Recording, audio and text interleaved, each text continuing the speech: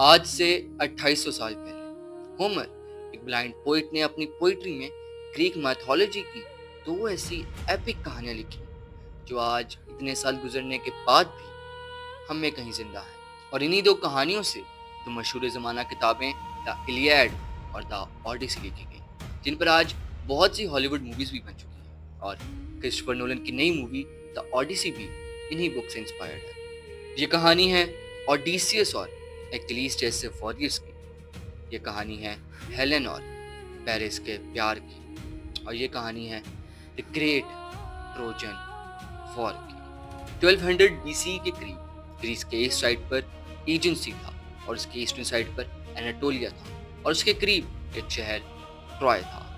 Troy एक मजबूत शहर था और उसकी दीवारें इस कदर मजबूत थीं कि कोई कुव्वत भी उन्हें हरा नहीं सकती थी। और ये शहर उस वक्त का ट्रेड रूट भी था, जिस वजह से ये बहुत ज्यादा अमीर भी था। ट्रॉय पर किंग प्राइम और उसकी बीवी हेक्यूबा का राज था, जिसके 50 बेटे और 50 बेटियां थीं, मगर उनमें से सिर्फ 3 ही इम्पोर्टेंट हैं। हेक्टर जो प्राइम का सबसे बड़ा बेटा था और वो दुनिया के सबसे बड़े फौरेस में शामिल होता था और वो आर्मी का जनरल भी था। पेरिस जो इस वॉर का सबसे मेन कैरेक्टर है और इसी की वजह से ये वॉर शुरू हुई। और उसकी बेटी कैसेंड्रा जो कि एक बहुत ही खूबसूरत लड़की थी, जिसकी खूबसूरती देखकर अपोलो गॉड उससे प्यार कर बैठे और in a way to seduce her Apollo god ने उसे प्रोफेसी का गिफ्ट दिया। मगर जब कैसेंड्रा ने मना किया तो अपोलो गॉड ने उसे कर्ज किया कि उसकी प्रोफेसी पर कभी कोई यकीन नहीं करेगा। पेरिस जो प्राइम का बेटा था, उसकी पैदाइश से पहले उसकी माँ हेक्यूबा को एक प्रोफेसी रिसीव हुई कि उनका बेटा जो अभी तक पैदा भी नहीं हुआ वो ट्रॉय को तबाह और बर्बाद कर देगा। मगर हेक्यूबा चूंकि वो एक माँ थी तो वो अपने बेटे को कत्ल तो ना कर सकी, मगर उसने अपने बेटे को एक शेफर्ड, एक चरवाहे को दे दिया। और यूं इस तरह पेरिस की परवरिश ट्रॉय से कहीं दूर एक चरवाहा कर रहा था। दूसरी साइड पर यानी ग्रीस में स्पार्टा की क्वीन लेडा से Zeus the god of gods को प्यार हो गया। और इस प्यार को पाने के लिए ज़्यूस जो अपनी शिफ्टिंग की क्वालिटीज की वजह से जाना जाता है, उसने अपने आप को एक स्वान यानी हंस में तब्दील कर दिया। और जब लेडा एक नदी के किनारे बैठी तो वो हंस यानी ज़्यूस उसने ऐसे प्रिटेंड किया जैसे वो एक ईगल से बचकर आ रहा है और वो जाकर लेडा की आगोश में बैठ गया। जिसके बाद लेडा ने 2 अंडे दिए, जिसमें से 2 लड़के और 2 लड़कियां पैदा हुई, जिनमें से एक हेलेन भी थी। हेलेन जो हमारी स्टोरी की सबसे इम्पोर्टेंट कैरेक्टर है, वो एंशिएंट दुनिया की सबसे खूबसूरत लड़की भी मानी जाती है और उस पर बहुत सी पोएम्स भी लिखी गई। हेलेन जब बड़ी हुई तो वो स्पार्टा की प्रिंसेस थी, जिस वजह से बहुत सारे ग्रीक रूलर्स उससे शादी करना चाहते थे, जिनमें Agamemnon the king of Mycenae, Odysseus the king of Ithaca और एजैक्स द ग्रेटर जैसे लोग शामिल थे। मगर हेलेन ने सबको रिजेक्ट कर दिया, मगर उसको ये डर था कि उसके रिजेक्शन की वजह से बहुत सा खून बह सकता है। जिसके बाद तमाम सूटर्स ने ये ओथ लिया कि हेलेन जिस किसी को भी चूज करेगी, बाकी के तमाम सूटर्स उसे डिफेंड करेंगे, उसे प्रोटेक्ट करेंगे। और उसके बाद हेलेन ने मेनेलॉस को चूज किया और इस तरह मेनेलॉस स्पार्टा का किंग बन गया। अब हमारी स्टोरी पहुंच चुकी है ग्रीक मैथोलॉजी के सबसे इंटरेस्टिंग पॉइंट। होता कुछ यूं है कि theta the goddess of water की शादी होती है हीलियस द किंग ऑफ पिथिया के साथ, जो कि एक्लीस के पेरेंट्स भी हैं। और ये शादी इतनी बड़ी और धूमधाम के साथ होती है कि इसमें तमाम ओलंपियन गॉड्स शामिल होते हैं सिवाय एक, Eris the goddess of chaos and destruction. उसको ओलंपियन गॉड्स पसंद नहीं करते थे, ये बात वो जानती थी और उसके दिल को भी दुखती थी ये बात। उसने इन गॉड्स के दरमियान लड़ाई डालने के लिए एक गोल्डन एप्पल लिया और उसके ऊपर लिखा टू द मोस्ट ब्यूटीफुल, और ये एप्पल उन तमाम ओलंपियन गॉड्स के दरमियान फेंक दिया। जिसके बाद Hera the queen of gods, Athena the goddess of war और Aphrodite the goddess of beauty, ये तीनों इस पर लड़ने लग गए कि वो एप्पल जिस पर लिखा हुआ था टू द मोस्ट ब्यूटीफुल वो उनके लिए है।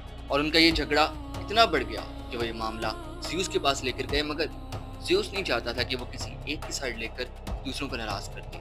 तो उसने कहा कि ये मामला एक मॉर्टल इंसान सुलझाएगा। और वो तीनों ये मामला लेकर गए एक शेफर्ड के पास, जिसका नाम पेरिस था, जो ट्रोजन किंग प्राइम का बेटा था और ट्रॉय से कहीं दूर चरवाहा था।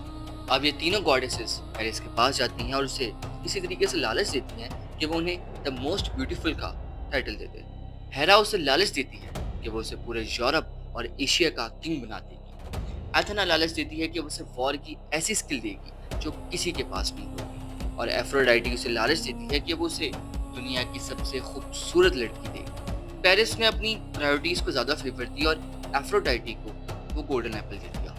फिर एफ्रोडाइटी ने पेरिस को कहा कि तुम स्पार्टा जाओ, और जब पेरिस स्पार्टा गया और उसने पहली दफा हेलेन को देखा तो उसे हेलेन से बेहद प्यार हो गया, और हेलेन भी उसे प्यार कर बैठी। हेलेन खुद भी मेनेलॉस से खुश नहीं थी और इस तरीके से ये दोनों ग्रीस से भाग गए। पेरिस हेलेन को अपने साथ ट्रॉय ले आता है और उसके माँ बाप उसे पहचान लेते हैं, मगर जब वो उसके साथ हेलेन को देखते हैं तो वो दंग रह जाते हैं, क्योंकि ये वही प्रिंसेस थी जिसकी वो कहानियां सुना करते थे। पेरिस का बाप प्रायम मामले की नजाकत को समझ जाता है और वो हेलेन को वापस करने से मना कर देता है, मगर पेरिस का भाई हेक्टर बहुत गुस्से में आ जाता है, क्योंकि ग्रीस की प्रिंसेस को अगवा करने का मतलब सिर्फ और सिर्फ जंग था।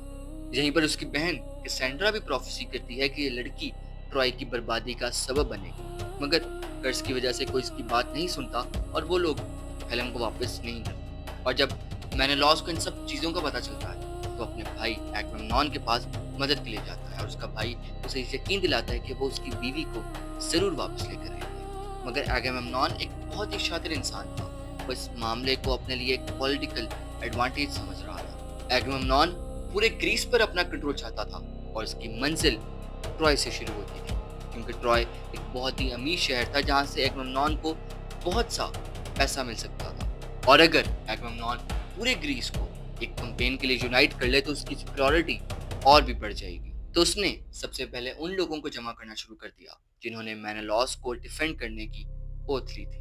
ग्रीस में Achilles, Ajax the greater, Ajax the lesser और पेट्रोक्लम जैसे ग्रेट वॉरियर्स थे, और मेनेलॉस ने इन सबको भी इकट्ठा करना शुरू कर दिया। एक्लीज इतना ग्रेट था कि उसे आज तक कोई भी नहीं हरा सका। उसकी माँ एक गॉडेस थी और उसका बाप एक मॉर्टल इंसान था। मिथ ये है कि एक्लीज के पैदा होने से पहले उसकी माँ थेटिस को एक प्रोफेसी रिसीव हुई कि उसका बेटा या तो लेजेंडरी और हीरोइक वे में छोटी एज में मरेगा या तो बूढ़ा होकर एक आम सी जिंदगी गुजारेगा, जिस वजह से उसकी माँ ने उसके पैदा होने के बाद एक्लीज को रिवर स्टिक्स के अंदर पाँव से पकड़कर डिप किया। रिवर स्टिक्स, जिसके बारे में कहा जाता है कि वो एक ऐसी नदी थी जो स्पिरिचुअल दुनिया और इंसानी दुनिया को आपस में कनेक्ट करती थी, और यहीं पर उसकी माँ ने सबसे बड़ी गलती की जो कि आगे जाकर हमें पता लगेगी।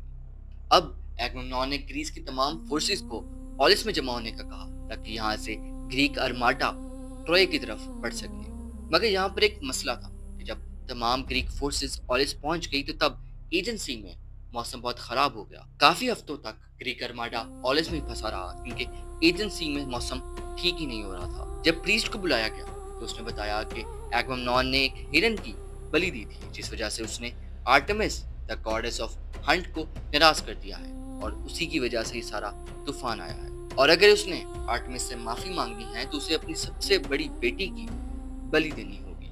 तो उसने अपनी सबसे बड़ी बेटी को धोखे से ये कहकर बुलाया कि तुम्हारी एक्लीज से शादी होनी है, मगर जब वो यहाँ आई तो उसे सबके सामने कत्ल कर दिया गया। जिसके बाद ग्रीक आर्माडा 1200 शिप्स लेकर ट्रॉय की तरफ बढ़ा। दूसरी साइड पर ट्रोजन्स ने डिफेंसिव पोजीशन, ट्रॉय की साइड पर एफ्रोडाइटी का बेटा एक्सेस, ज़ीउस का बेटा सार्पेडोन, क्लॉसेस और द ग्रेट वॉरियर पेंथेसिलिया थी। ट्रॉय की दीवारें इस कदर मजबूत थी कि ग्रीक्स जब ट्रॉय आए और ट्रोजन्स के साथ 2-3 झड़पें हुई तो उन्हें यह रियलाइज हो गया कि हम इस तरीके से ट्रॉय को तो पता नहीं कर सकते। तो उन्होंने पूरे 9 साल ट्रॉय के एलाइज को खत्म करने में लगा दिए। अब इन्हीं अटैक्स के दौरान एक्लीज ने 2 लड़कियां कैप्चर की। क्राइसिस को उसने एगमेम्नॉन को दे दिया और क्राइसिस उसने अपने पास रखी।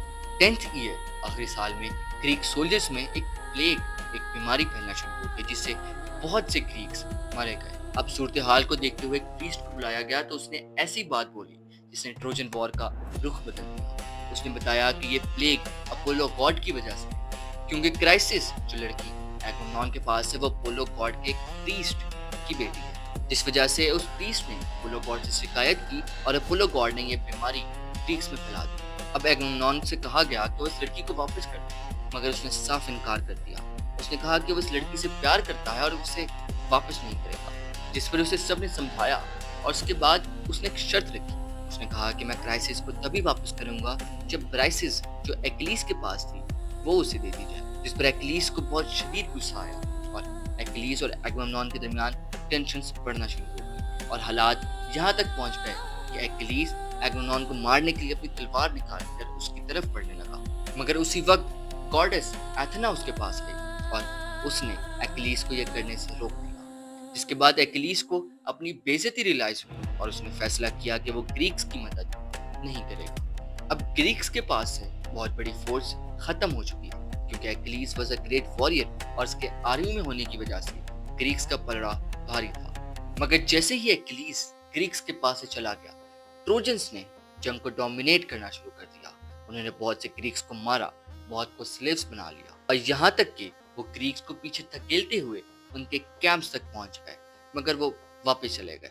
अब इस सब को देखकर एगमेम्नॉन इतना डर गया कि उसने जंग रोक दी और उसने ट्रोजन्स के साथ एक डील की कि जिन दो लोगों के दरमियान असल में जंग है, यानी मेनेलॉस और पेरिस, वो दोनों 1-on-1 लड़ाई करें और जो जीता हेलेन उसके साथ जाएगी।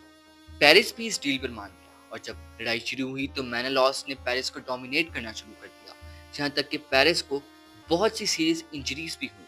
मेनेलॉस पेरिस को मारकर जीतने ही वाला था कि ट्रोजन्स में से एक शख्स पैंड्रोस ने मेनेलॉस को तीर मारकर कत्ल कर दिया, जिस पर जंग फिर से शुरू हो गई। अब लड़ाई की शिद्दत बढ़ गई। हेक्टर ग्रीक्स पर एक तूफान की तरह बरपा हुआ। वो ग्रीक्स के कैंप्स तक पहुंच गया और उनकी एक शिप को आग तक लगा दी और एक्लीस ये सब देख रहा था और उसने कुछ भी नहीं किया। उसने ग्रीक्स को उनके हाल पर रहने दिया और एगमेम्नॉन ने एक्लीस को वापस लाने के लिए बहुत कोशिश की। उसने ये तक कह दिया कि वो एक्लीस को किंग बनाएगा, मगर एक्लीस ने फिर भी मना कर दिया।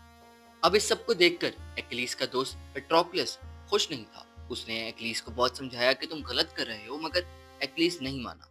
पर पेट्रोक्लस ने कहा कि अगर तुम नहीं जाओगे तो मैं जाऊंगा। एक्लीस उसको जाने से मना करता रहा, मगर वो नहीं माना, जिसके बाद उनकी एक डील हो गई। एक्लीस ने पेट्रोक्लस को कहा कि तुम सिर्फ एक शर्त पर जाओगे कि तुम ग्रीक्स को सिर्फ उनके शहर तक पीछे धकेलोगे और उनके शहर पर हमला नहीं करोगे। जिस पर पेट्रोक्लस मान गया और एक्लीस ने उसे अपना आर्मर पहनाया। अब पेट्रोक्लस जंग में आया। उसने ट्रोजन्स को उनके शहर तक पीछे धकेला, मगर उसने डील के खिलाफ जाते हुए उनके शहर पर भी हमला किया। उसने शहर की दीवारों पर चढ़ने की कोशिश की और इस कोशिश में वो कई बार नीचे गिरा और आखिर उसका सामना हेक्टर से हुआ। हेक्टर ने दीवार के ऊपर से पेट्रोक्लस की तरफ अपना भाला फेंका और वो भाला सीधा जाकर पेट्रोक्लस के सीने में लगा। जब एक्लीस को इस सब के बारे में पता चला तो वो शदीद गुस्से में था और उसे अपने दोस्त के जाने का गम भी था। वो अपने दोस्त की मौत का बदला लेना चाहता था, जिस वजह से वो अगले दिन जंग में आया और वो इतना शदीद गुस्से में था कि उसने जाकर हेक्टर को लड़ाई के लिए चैलेंज किया। मगर हेक्टर जानता था कि एक्लीस कितना बड़ा वॉरियर है और वो डर गया और भाग गया और एक्लीस ने उसका पीछा करते करते ट्रॉय शहर के पूरे 3 चक्कर लगाए और आखिर हेक्टर को पकड़ लिया। अब हेक्टर और एक्लीस के दरमियान लड़ाई शुरू हुई और एक्लीस ने हेक्टर के गले में अपना भाला मारकर उसे कत्ल कर दिया। जिसके बाद एक्लीस ने हेक्टर की लाश के साथ बहुत बुरा सलूक किया। उसने हेक्टर की लाश को अपने घोड़े से बांधकर अपने कैंप तक लेकर आया और 9 दिनों तक उसकी लाश को वहीं पर सड़ने दिया। जिसके बाद हेक्टर का बाप किंग प्रायम किसी तरीके से छुपकर एक्लीस के कैंप में पहुंचा और वहां जाकर रोना शुरू कर दिया। वो बस अपने बेटे की लाश चाहता था। जिस सबको देखकर एक्लीस भी इमोशनल हो गया और उसे फुल प्रोटेक्शन के साथ अपने बेटे की लाश ले जाने की इजाजत दी। मगर प्रायम ने एक और बात कही। उसने कहा कि उनके यहाँ रिवाज है कि किसी वॉरियर के मरने के बाद 11 दिनों तक जंग रोक दी जाती है और एक्लीस ने उसके कहने पर 11 दिनों तक जंग रोक दी। 11 दिनों के बाद एक्लीस फुल फॉर्म में जंग में वापस आया और वो ग्रीक्स को लीड कर रहा था और उसने बहुत ही बहादुरी से बहुत से ट्रोजन वॉरियर्स को मारा, जिनमें पेंथेसिलिया भी थी। अब इतने भारी नुकसान के बाद जब ट्रोजन्स वापस अपने शहर में जा रहे थे तो वो शहर का दरवाजा बंद करने की कोशिश ही कर रहे थे कि बहुत से ग्रीक्स शहर में घुस गए और उनके पीछे पीछे सबसे एंड पर एक्लीस भी आ गया। अब जैसे ही एक्लीस शहर में एंटर हुआ, शहर की दीवार पर पेरिस बैठा हुआ था और पेरिस ने एक्लीस के पांव पर तीर मारकर उसे कत्ल कर दिया। अब यहाँ पर लेजेंड ये है कि जब एक्लीस की माँ थेटिस ने एक्लीस को रिवर स्टिक्स के पानी में डाला तो उसका जिस्म इतना मजबूत हो गया कि वो किसी भी जख्म से मर नहीं सकता था। मगर यहाँ पर एक गलती हुई और वो गलती ये थी कि उसकी माँ ने उसको पाँव से पकड़कर उस पानी में डाला और इस वजह से उसके पाँव उस पानी के अंदर नहीं, जिस वजह से पाँव पर तीर लगने की वजह से एक्लीस मारा गया। अब एक्लीस के मरने के बाद ग्रीक्स के अंदर लड़ाई होना शुरू हो गई कि उसका आर्मर और उसका हथियार किसके पास जाएगा, और फिर ये तमाम सामान ओडिसियस को मिला। ओडिसियस जानता था कि दोनों साइड्स पर कोई बड़ा वॉरियर नहीं है और वो इस तरीके से शहर को फतह भी नहीं कर सकते, तो उसने किंग प्राइम के बेटे को पकड़ा जो फ्यूचर देख सकता था, और उसने बताया कि ग्रीक्स तब तक नहीं जीत सकते जब तक उनके पास फिलोसाइड ना हो। फिलोसाइड एक ग्रीक था जिसके पास हरक्यूलिस की एक स्पेशल बो थी। जब ग्रीक्स मुख्तलिफ आइलैंड्स पर अटैक कर रहे थे तो तभी फिलोसाइड को एक सांप ने काट लिया और इसी वजह से उसके साथी उसे वहीं पर छोड़कर वापस आ गए। जब ओडिसियस को इस सब का पता चला तो उसने फिलोसाइड को वापस बुलाया और उसका पूरा ट्रीटमेंट करवाया। अब ओडिसियस ने इस जंग को जीतने के लिए एक ऐसी स्ट्रेटेजी बनाई जो इतने साल गुजरने के बाद भी याद की जाए। उसने अपनी आर्मी को ट्रोजन बीच से 10 मील दूर ले जाकर खड़ा कर दिया और ऐसे शो किया जैसे वो वापस चले गए, और उसने वहीं बीच पर लकड़ी का एक बड़ा सा घोड़ा बनवाया जिसे ट्रोजन हॉर्स भी कहते हैं, और स्ट्रक्चर को अंदर से खाली रखा और उस वुडन हॉर्स के अंदर अपने कुछ लोग बिठा दिए। और जब ट्रोजन्स अगले दिन आए उन्हें वहां पर कोई भी नजर नहीं आया, मगर उन्हें वहां पर दूर से वो वुडन हॉर्स नजर आया, और जब वो उसके पास गए तो वहां पर एक शख्स बंधा हुआ था। और जब उन्होंने उस शख्स से पूछा तो उसने बताया कि मेरे तमाम साथी जा चुके हैं और मुझे यहाँ पर कुर्बान होने के लिए छोड़ गए हैं। और जब उन्होंने उस घोड़े के बारे में पूछा तो उसने बताया कि उन्होंने ये घोड़ा गॉडेस एथेना की ग्लोरी के लिए बनाया है और इसे इतना लंबा इसलिए बनाया है ताकि ट्रोजन से इसे अपने शहर में ना लेकर जा सके और गॉडेस एथेना उन पर मेहरबान ना हो सके। अब इस बात पर ट्रोजन्स के बीच में बहुत बहस होना शुरू हो गई। कुछ कह रहे थे कि इस स्ट्रक्चर को शहर के अंदर लेकर जाना चाहिए और कुछ कह रहे थे कि नहीं लेकर जाना चाहिए, और वो इसी तरीके से इस घोड़े को अपने शहर में ले गए। और घोड़े को शहर में ले जाने के बाद उन्होंने अपनी जीत का जश्न मनाया, खूब नाच गाना किया। मगर जब रात हुई तो वही शख्स जिसको इन्होंने बांधा हुआ था वही शख्स निकला और शहर की दीवार पर चला गया और आग से अपने साथियों को जो 10 मील दूर हैं उनको इशारा दिया, और इतनी ही देर में उस घोड़े के स्ट्रक्चर में से कुछ लोग बाहर निकले और उन्होंने शहर का दरवाजा अंदर से खोल दिया, जिसके बाद पूरी ग्रीक आर्मी जो 10 मील दूर थी वो शहर में दाखिल हुई और उन्होंने शहर में दाखिल होकर हर शख्स को मारना शुरू कर दिया। फिलोसाइड ने पैरिस को कत्ल किया और एक्लीस के बेटे टॉलेमस प्राइम के पेट में तलवार घूमकर उसे भी कत्ल कर दिया। मगर ये कहानी यहाँ पर खत्म नहीं हुई। ग्रीक्स ने ट्रॉय पर कब्जा तो कर लिया मगर अब उन्हें वापस तो जाना था। ट्रॉय से ग्रीक वापसी का सफर जो कि महज 2 हफ्तों का था वो तकरीबन 20 साल का बन गया।